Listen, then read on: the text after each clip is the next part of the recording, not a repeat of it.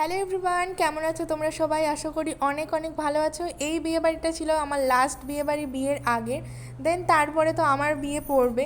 তো যাই হোক, সবাই তো মোটামুটি অনেক রেডি হয়ে গেছি আর খুব খুব করে সেজেছি। সবাই মোটামুটি আমাদের গ্যাংয়ে ছিল প্রচুর প্রচুর জন। সকলে রেডি হতে হতে একটু লেট হয়ে গেল। আর এই যে শাড়িটা পরেছিলাম, এটা ছিল ওই বৌদির শাড়ি। ওনার শাড়িটাই আমি পরেছিলাম। আর বিয়েবাড়িতে এসে তো ভীষণ ভীষণ ভালো লাগছিলো, কারণ এত সুন্দর ডেকোরেশন করেছিলেন আমাদের গ্যাং, দেখেছো? তো কথা বলতে বলতে আমরা চলে যাচ্ছি কনের কাছে, কনেকে দেখবো আর তোমাদেরও দেখাবো। এখানে ছিল আমার বান্ধবী, ওরা তো অনেক আগেই চলে এসেছিলো। আর এই যে আরুষিকে দেখো কত সুন্দর লাগছিল।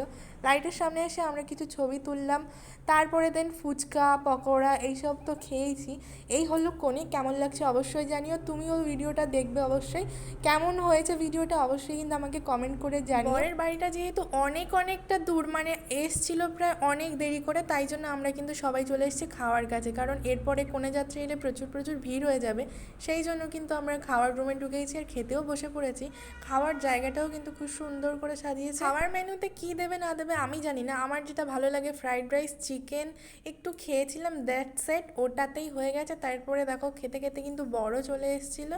আর তারপরে আমরা কিছুক্ষণ বর দেখে ওইখানে থেকে তারপরে সকলে মিলে চললাম কিন্তু বাড়িতে। টাটা সবাইকে।